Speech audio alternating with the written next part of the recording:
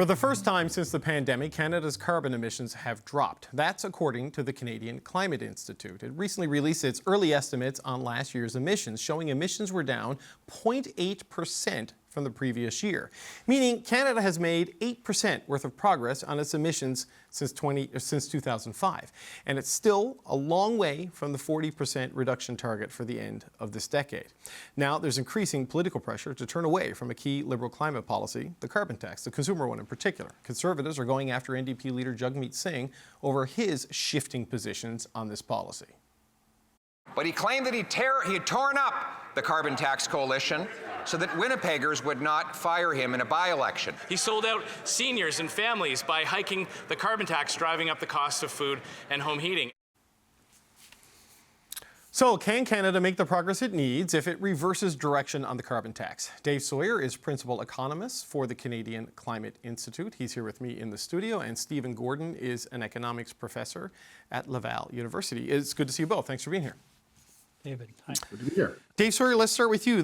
I mean, it's a small percentage, 0.8, but it's a reduction, right? And some sectors are doing quite well. Others are more of a challenge. I mean, does it paint a picture of a country on its path to meeting its climate goals?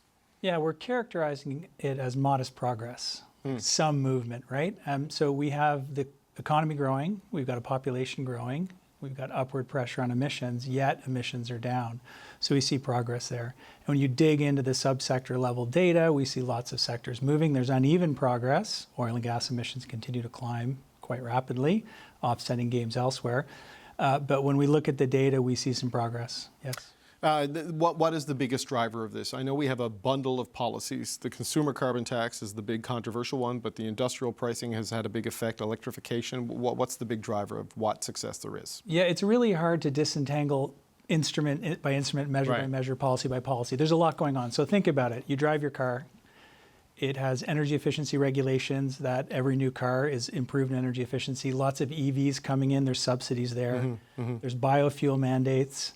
You know, there's a consumer-facing carbon tax. Like, how do you disentangle that? So it's really hard. So generally, we see policy and market drivers. We can disentangle that having an effect. Right. Okay. So, Stephen Gordon, we have a growing country that is seeing declining emissions, which is the goal of the whole climate agenda that the government has adopted. Last time we spoke, you were one of those 200 economists, I believe it was, who signed on endorsing carbon pricing as a policy, not necessarily the whole Liberal plan. Do you see this as evidence that carbon pricing works? Well, what we do know is that the emissions would be higher if we did not have the carbon tax. Right. We can't say for sure, certainly not at this point, not after one data point, that it's the cause of the decline. We just don't know. Like, that's just too much to say. What we do know is that it would be reduced. One thing I would point out is that the fact that emissions are increasing, or the share of emissions is increasing in the oil and gas sector, is not really a problem as far as the carbon tax goes. What the carbon tax is supposed to do is to make marginal activities less viable, and so people would stop doing them. Oil and gas is an incredibly profitable and high value activity.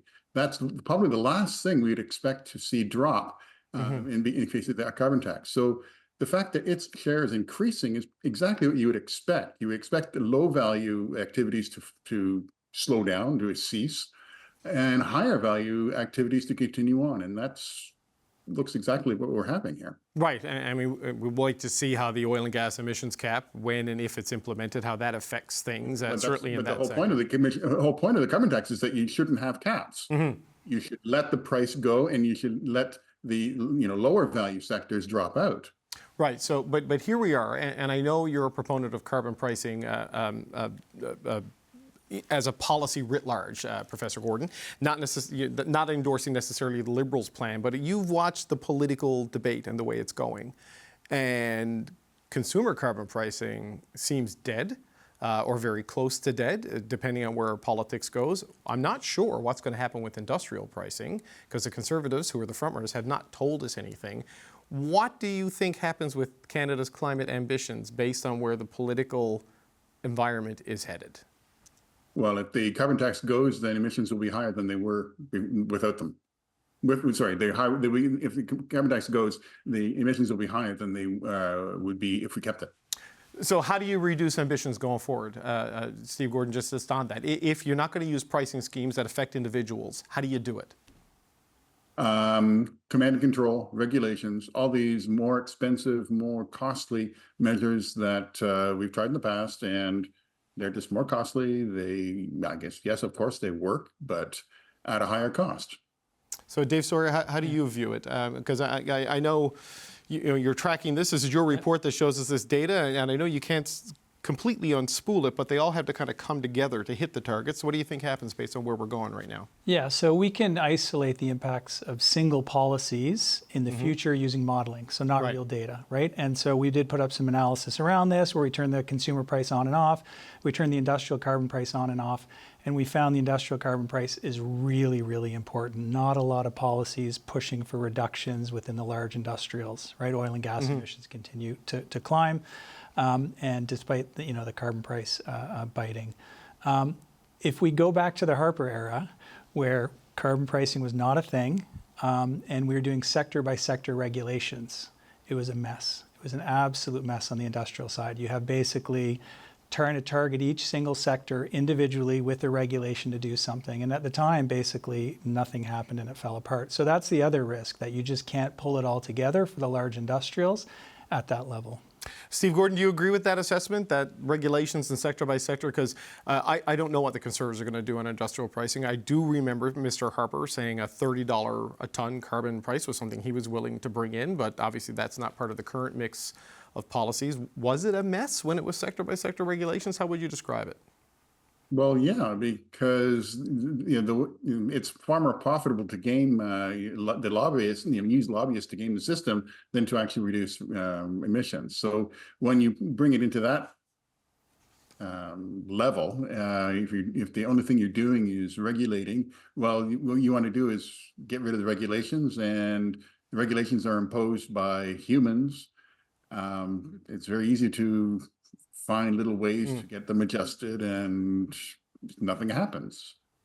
Okay, so you both agree that carbon pricing is, while an expensive way to deal with this, it is the least costly way to deal with this. It has the least amount of negative economic impact and has the lowest effect on individuals in terms of their costs and their ability to deal with this as we adjust to climate change, right? To try to deal with it.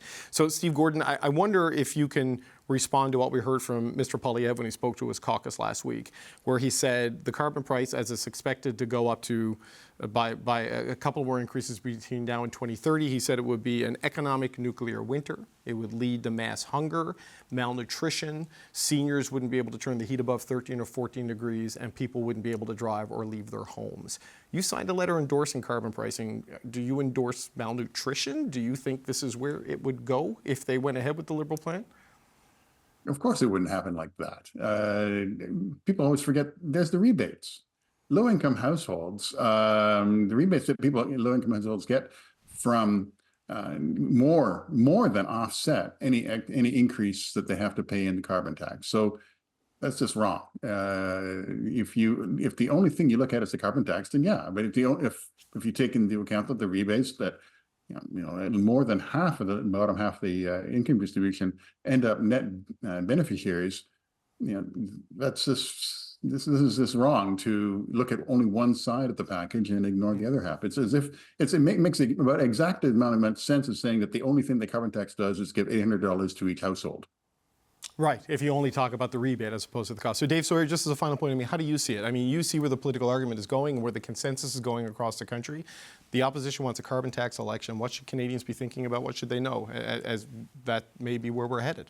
Well, I think they need to think about the large industrial carbon pricing system, large emitter trading systems, right? These are covering roughly 42% of our emissions. They're designed to address competitiveness. They're designed to drive emissions down. And so we've been taking a really close look at these systems, and they seem to be working, and they're really not having a big balance sheet impact on facilities. We hardly see any profit impact. We see average costs in the order of $10 a ton on an $80 carbon price, and we see a lot of sectors crediting, meaning they have credits that are saleable and they sit on the balance sheet. So people need to think about what we're doing on the large emitter side when they're thinking about their calculus. Okay, Steve Gordon, can I squeeze in one more question? Inflation's back to target, carbon tax is going up. How is that possible if the carbon tax is what's driving all the cost increases? Carbon tax is a relative price. Inflation is a general price. It's just a category error to make the link between the two. There is no link in your view. No. No. That's, no. A one-time glitch in the level doesn't mean inflation. Okay. We got to leave it there.